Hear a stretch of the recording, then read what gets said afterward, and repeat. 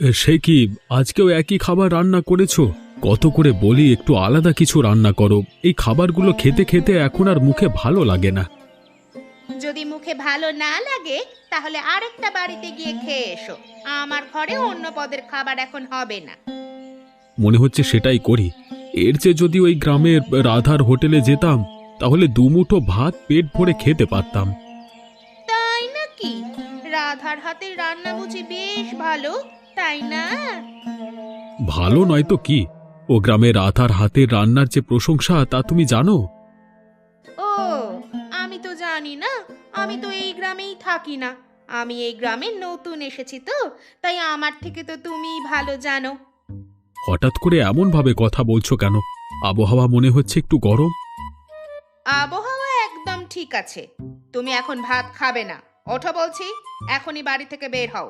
ওই রাধার বাড়িতে গিয়ে ভাত খেয়ে এসো, যাও। কেন? আমি দুপুর বেলায় ওই গ্রামে গিয়ে ভাত খাবো কেন? কি হয়েছে? কি হয়েছে মানে? তুমি যাবে নাকি আমি ঝাড়ু আনবো? আমার সামনে অন্য বাড়ির বউয়ের হাতের রান্নার প্রশংসা করা হচ্ছে। যাবে যাবে নাকি সেটা বলো।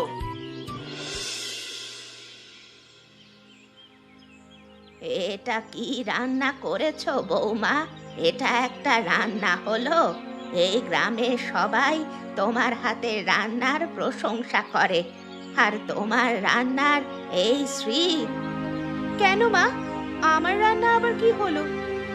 তুমি নিজেই খেয়ে দেখো কি হয়েছে। কোনোটায় ঝাল বেশি তো আবার কোনোটায় নুন কম। এমন ভাবে রান্না করেছো কেন? আজকে তুমি রান্না পারোনি। দু একদিন এমন একটু হয় মা, সব সময় মন মেজাজ ভালো থাকে না। সব সময় রান্না ভালো হবে এমনও কোনো কথা নেই।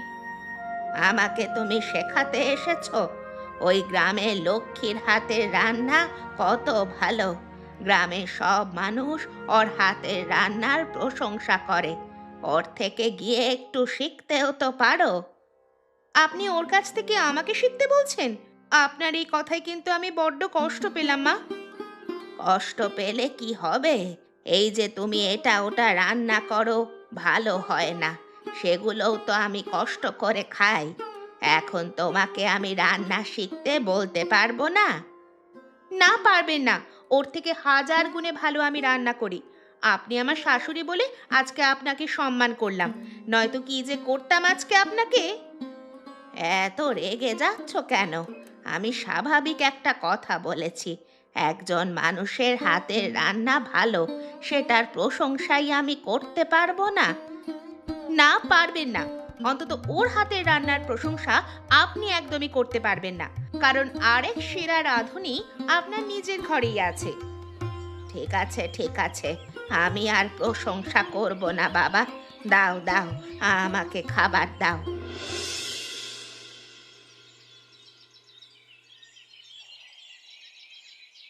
ওই এলেন একজন। এই যে দেখলাম, এখন থেকে প্রতি মুহূর্তে আমার একদম সময়টাই খারাপ যাবে। আমারও তো একই দশা। কেন যে এই বিকেলবেলা বের হলাম কে জানে, এসে এই পোড়ামুখীর মুখ দেখতে হলো। তুই আমাকে পোড়ামুখী বললি? তোর মুখটা কেমন একবার আয়নায় দেখেছিস? আমি সারাদিন আয়নার সামনেই বসে থাকি। তোর মতো সারাদিন চুলোর কাছে বসে থাকি না। আমার সাথে প্রতিযোগিতায় নামতে নামতে সারাদিন চুলোর কাছেই পড়ে থাকিস, তাই তো মুখটা পুড়ে একদম পোড়ামুখীর মতো হয়ে গেছে। কথাবার্তা সাবধানে বলবি। আমি যেমন রান্নায় পারদর্শী, তেমনি কিন্তু সারা গ্রামের মধ্যে আমি সুন্দরী, তাই আমার সাথে লাগতে আসিস না। তাই নাকি? কখনো দেখেছিস বাঁদরের চেহারা সুন্দর হতে? বাঁদর যতই সুন্দর হোক, তার নাম কিন্তু বাঁদরই থাকে। তুইও একই রকম। তোর সাথে দেখা হওয়াটাই আমার ভুল হয়েছে।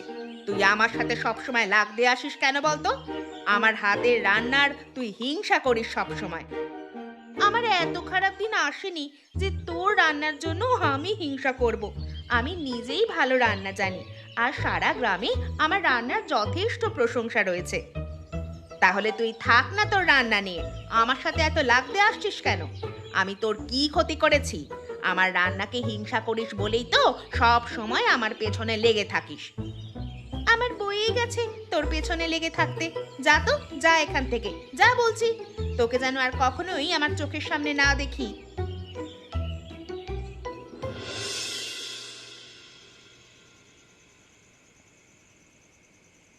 গো, অমন মুখ ভার করে বসে আছো কেন?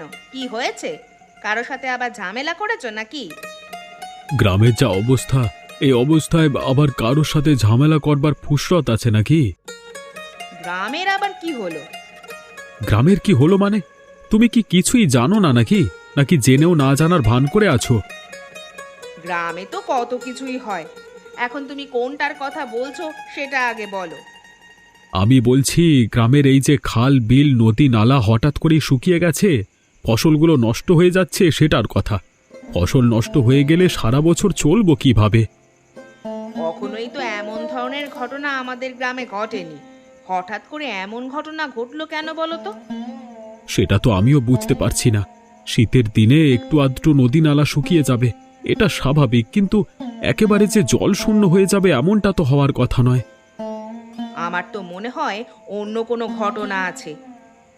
যে ঘটনাই থাকুক না কেন, কিন্তু এই বিপদ থেকে কিভাবে যে রক্ষা পাবো সেটাই চিন্তা করবার বিষয়। এত টাকা পয়সা খরচ করে ফসলগুলো ফলিয়েছি, এখন চোখের সামনে ফসলগুলো নষ্ট হয়ে যাবে, ব্যাপারটা ঠিক মেনে নিতে পারছি না। সমস্যা তো আমাদের একার নয়, সমস্যা হলো গ্রামবাসী সবার। একটা কাজ করা যায়, গ্রামবাসীরা সবাই মিলে যদি আলোচনা করতে পারি, আলোচনা করে একটা সিদ্ধান্ত নেওয়া যাবে। ঠিক কথাই বলেছ, দেখি গ্রামবাসীদের সাথে কথা বলে। কি গো বৌমা, আজকে তুমি হোটেলে যাবে না? দুদিন ধরে দেখছি হোটেলে যাচ্ছ না তুমি। কাহিনী কি? রান্না বান্না ছেড়ে দিয়েছো নাকি? কিভাবে যাব মা? হোটেলের অবস্থা খারাপ, হাতে টাকা পয়সা নেই। তাছাড়া হোটেলে রান্না বান্নার জন্য জল প্রয়োজন। পুরো গ্রামের কোথাও জল পাচ্ছি না। কি বলছো এসব? তাই বলে গ্রামের কোথাও একদম জল নেই? গ্রামটা জল শূন্য হয়ে গেল নাকি? এটা হঠাৎ করে কিভাবে হলো? সেটাই তো ভাবনার বিষয়। এই জল ছাড়া হোটেল চলবে কিভাবে? আর হোটেল না চললে সংসার চলবে কিভাবে? বাড়িতে রান্না করার জন্যই জল পাই না, হোটেলে তো জল লাগে বেশি। গ্রামের অন্যান্য মানুষজন কি করছে? তারা কিভাবে সংসার চালাচ্ছে বলো তো? সবারই একই অবস্থা। আর দুটো দিন গেলে পুরো গ্রাম ফেটে চৌচির হয়ে যাবে। আর তো শীতের দিন, শীতের দিনে বৃষ্টি হওয়ার সম্ভাবনাও নেই। কি এক যন্ত্রণা বলো তো! হঠাৎ করে এমন ধরনের ঘটনা আমাদের গ্রামেই ঘটে গেল। না মা, শুধুমাত্র আমাদের গ্রামের নয়, আমাদের পাশের গ্রামেও একই ঘটনা ঘটেছে। চারপাশে জল আছে, শুধুমাত্র আমাদের এই দুই গ্রামেই জল নেই। নদীর অবস্থা কেমন? নদী কি একদম শুকিয়ে গেছে? নদী থেকে জল গ্রামে আসছে না? নদী ঠিকঠাক আছে। নদীর জলগুলো যদি গ্রামে ঢুকতে পারতো তাহলে বেশ ভালো হতো, কিন্তু কেন যে ঢুকছে না সেটাই বুঝতে পারছি না। ঠিক আছে, তাহলে দুই গ্রামের লোকজন একসাথে বসে একটু আলোচনা করি। তদন্ত করে দেখতে হবে কোন জায়গায় কি সমস্যা। তারপর সেই সমস্যা নিরসন করলেই দুই গ্রামের সমস্যার সমাধান হয়ে যাবে। ঠিক আছে মা, তাহলে আমি গ্রামবাসীদের খবর দিচ্ছি। দেখো সবাই, আমরা আমাদের এই দুই গ্রাম মিলে একত্রে কত সুন্দরভাবে জীবন যাপন করছি। আমাদের এই দুই গ্রাম আলাদা হলেও মনে হয় এটা একটাই গ্রাম। এটা ঠিক কথা বলেছ বুড়িমা, কিন্তু এখন যে দুটো গ্রাম বিপদের মুখে পড়েছে, এখন এই বিপদ থেকে কিভাবে রক্ষা পাবো আমরা? আমার জানা মতে গ্রামের নদী একদম ঠিকঠাক আছে, যথেষ্ট জল রয়েছে, কিন্তু সেই নদীর জল আমাদের দুই গ্রামে প্রবেশ করতে পারছে না। এই নদীর জলে যার সমস্যা, সেই শুধুমাত্র এই কাজ করবে, এছাড়া অন্য কেউ এ কাজ করবে না। তাহলে কি কেউ নদীতে বাঁধ দিয়ে রেখেছে যেন নদীর জল এই দুই গ্রামে প্রবেশ করতে না পারে? কিন্তু আমাদের এই দুই গ্রামের মধ্যে এমন কাজ কে করবে? আমার জানা মতে এই গ্রামে এমন কোনো লোক নেই যে নদীর জলে সমস্যা হতে পারে। আচ্ছা, একটা গুরুত্বপূর্ণ কথা রয়েছে। কয়েকদিন আগেই আমি গ্রামে কয়েকজন লোককে ঘোরাঘুরি করতে দেখেছি। আমার হোটেলেও এসেছিল খাবার খাওয়ার জন্য। মনে হচ্ছিল শহর থেকে এসেছে আমাদের গ্রামে। তাদেরকে আগে কখনো দেখিনি। ব্যাপারটা আমারও একটু কেমন যেন লেগেছিল। গ্রামের শেষ দিকে যে খালি জায়গাটুকু আছে, যেখানে কারো ঘরবাড়ি নেই, সেখানে কিসের যেন কাজ চলছিল। তারপর অধিকার যাওয়া হয়নি, আর কিসের কাজ চলছে সেটাও দেখা হয়নি। ভাবছিলাম কেউ হয়তো ঘরবাড়ি তুলছে। তাহলে একটা কাজ করো, কেউ একটু দায়িত্ব নাও। দায়িত্ব নিয়ে সমস্ত কিছু যাচাই বাছাই করে এই সমস্যা থেকে গ্রামকে মুক্ত করার একটা উপায় খুঁজে বের করো। আমি বলি কি, আমার স্ত্রী আর আপনার বৌমা দুজনই যখন দুই গ্রামে এতটা জনপ্রিয়, তাহলে দুজনই বেশ চালাক। এরা দুজনই দায়িত্ব নিক, আমার মনে হয় কারোর কোনো আপত্তি থাকবে না। আপত্তি থাকবে কেন? ঠিক আছে, তাহলে তাই হোক।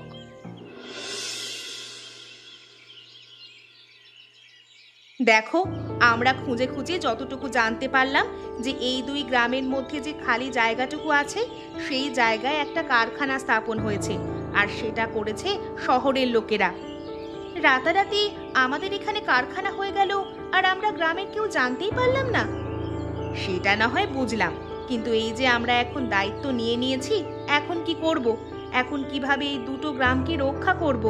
এই কারখানা যদি আমাদের এই দুই গ্রামের মধ্যে থাকে, তাহলে গ্রামটাও তার সৌন্দর্য হারিয়ে ফেলবে। আরেকটা কথা হচ্ছে, এই কারখানা যেন নষ্ট না হয়, এই কারণে কারখানার লোকেরা নদীতে বাঁধ স্থাপন করেছে, যেন নদীর জল গ্রামে ঢুকতে না পারে। বেশ ভালো চিন্তা ভাবনা। নদীর জল যদি গ্রামে ঢুকতে না পারে, জলের অভাবে গ্রাম শূন্য হতে থাকবে, আর শূন্য হলে কারখানা আরো বাড়বে। কিন্তু এই চিন্তা ভাবনা আমি কোনোভাবেই সফল হতে দেব না। কিন্তু আমরা এখন কি করব? আমরা গিয়ে বললেই তো আর কারখানার লোকজনেরা আমাদের কথা শুনবে না। ওদেরকে ফাঁদে ফেলতে হবে। চলো, আমরা যাব ওদের ওখানে রান্নার কাজ করতে ছদ্মবেশে, তারপর সুযোগ বুঝে ওদেরকে ফাঁসিয়ে দেব। ঠিক আছে, তাহলে তাই হবে। এই বুদ্ধিটা বেশ ভালো কাজ করবে। আগামীকাল সকালেই আমরা কারখানার উদ্দেশ্যে রওনা দেব।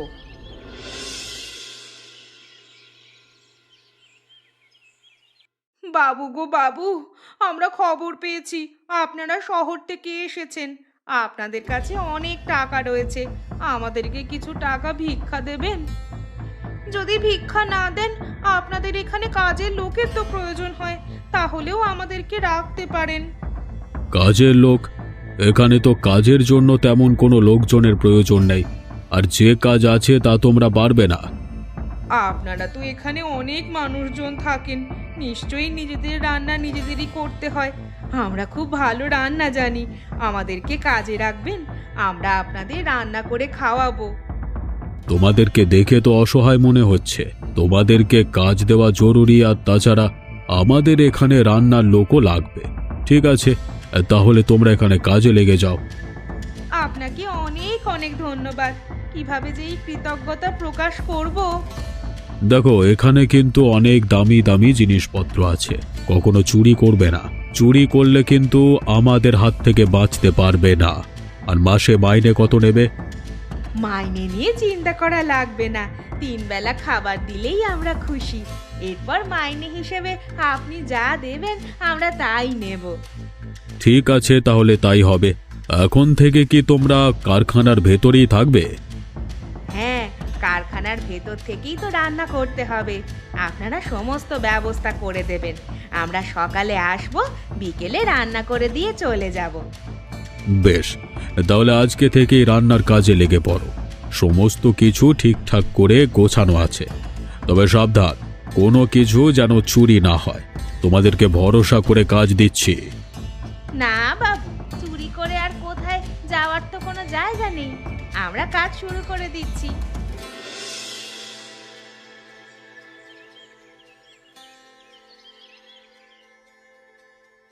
দেখ ভাই, আজকে অনেক দিন পর কারখানা একটু ছুটিতে রয়েছে। আজকেই সুযোগ। আজকে যদি আমরা এই সুযোগ কাজে লাগাতে না পারি, তাহলে কিন্তু আর সুযোগ আসবে না। আমিও সেই কথাই বলছি। রামেশ্বর পণ্ডিত গ্রামে ঘুরতে বের হয়েছে।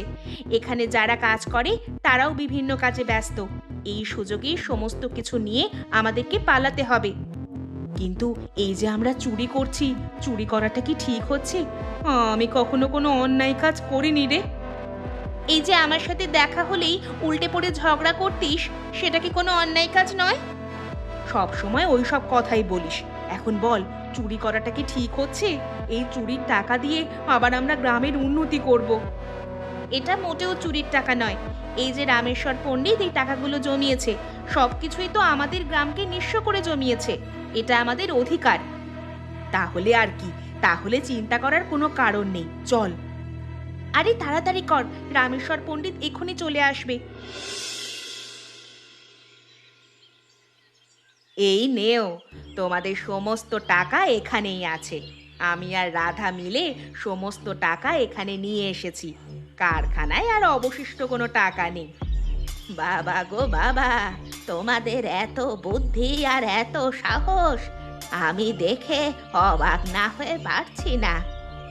সত্যি তো, আমরা তো কখনো এটা কল্পনাও করতে পারতাম না, আর ওদের চোখের সামনে থেকে এতগুলো টাকা নিয়েও আসতে পারতাম না। এখনো কিন্তু বিপদ কেটে যায়নি, সবেমাত্র বিপদের শুরু হলো। এই যে আমরা টাকা চুরি করে নিয়ে এসেছি, এখন রামেশ্বর পণ্ডিত আমাদের দুজনকে খুঁজে তারপর তার টাকা আদায় করবে। আসুক না আসুক, আমাদের এখানে খালি জায়গায় কারখানা তুলেছে। কার কাছে জিজ্ঞেস করে তুলেছে? হ্যাঁ, খালি জায়গা পেলেই কারখানা তুলতে হবে নাকি? ওদেরকে পিটিয়ে এসব গ্রাম থেকে বের করে দেব। তার আগে আরেকটা কাজ করতে হবে। নদী কেটে কারখানার পাশ দিয়ে 2 গ্রামে জল আনতে হবে। তাহলে রামেশ্বর পণ্ডিত বুঝবে ঠেলা কাকে বলে। ওটা নিয়ে চিন্তা করো না বুড়িমা, আমি গ্রামের লোকেদের কাজে লাগিয়ে দিচ্ছি। প্রয়োজনে তাদেরকে টাকা দেওয়া হবে এবং এই নদী কেটে নতুন খাল তৈরি করতে যত খরচ হবে সব এই টাকা দিয়েই দেওয়া হবে। ঠিক আছে, তাহলে তুই ব্যবস্থা কর, আর আমি সমস্ত গ্রামবাসীদের জড়ো করে বুঝিয়ে দিচ্ছি যেন ওই শহরের লোকেরা আমাদের এখানে এলে তাদেরকে সরাসরি তাড়িয়ে দেওয়া হয়।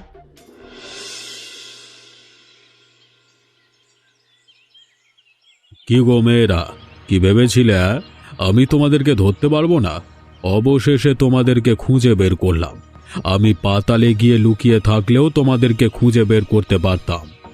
খুঁজে বের করে কি করতে পারলেন শুনি?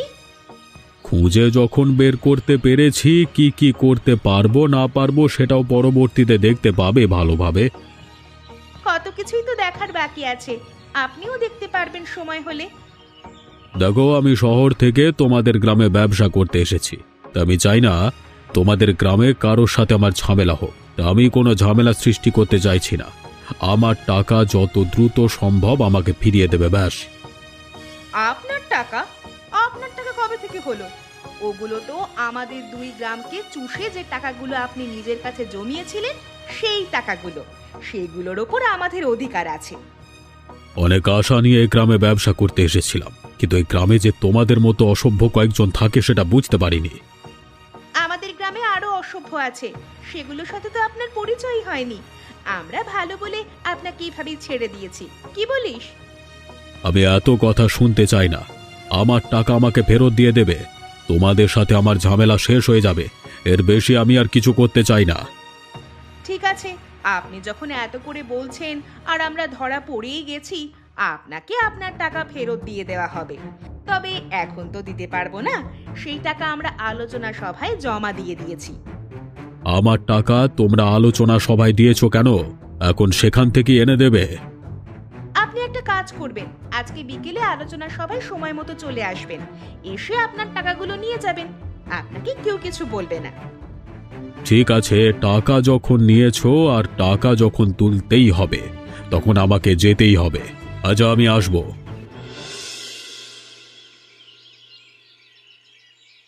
আমি আর অপেক্ষা করতে পারবো না। আমার টাকা আমাকে দিয়ে দাও, আমি চলে যাব। আপনি টাকা নিতে এসেছেন? আসুন আসুন, আপনাকে টাকা আমরা ভালোভাবে দিচ্ছি। তোরা কে কোথায় আছিস? রামেশ্বর পণ্ডিতের টাকাগুলো তাকে ফেরত দিয়ে দে রে।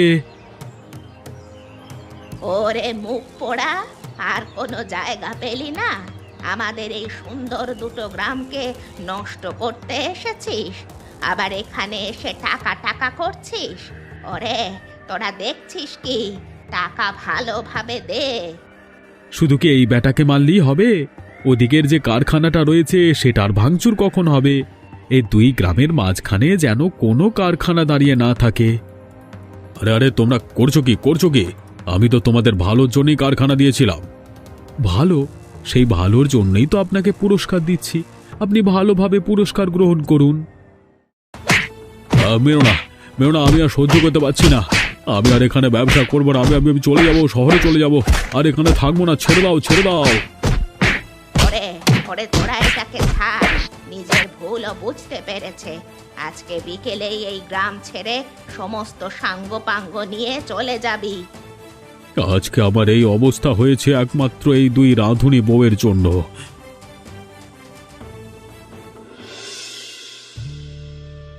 যাক, অবশেষে যেই দুই বউ একজন অন্যজনকে দেখতে পারতো না, সেই দুই বউ একসাথে দুই গ্রামকে বাঁচিয়েছে। আমি তো কখনো ভাবতেও পারিনি বুড়িমা, কখনো যদি ভুলেও আমি রাধার কথা বলতাম তখন আমার খাওয়াই বন্ধ হয়ে যেত। তুমিও আমার মতো একই অবস্থায় পড়েছ। আমার ঘরেও একই অবস্থা। একজন অন্যজনের কথা শুনতেও পারে না। তাতে কি হয়েছে?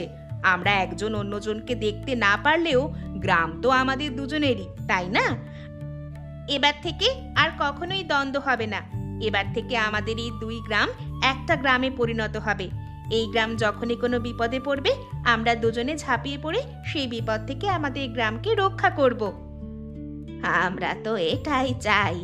আমরা চাই দুই গ্রামের দুই রাঁধুনি বউ একত্রে মিলেমিশে থাকুক, আর আমরাও দুই রাঁধুনি বউয়ের হাতের রান্না খাওয়ার সুযোগ পাই। এমন মজার মজার গল্প দেখতে আমাদের চ্যানেলকে সাবস্ক্রাইব করতে ভুলবেন না।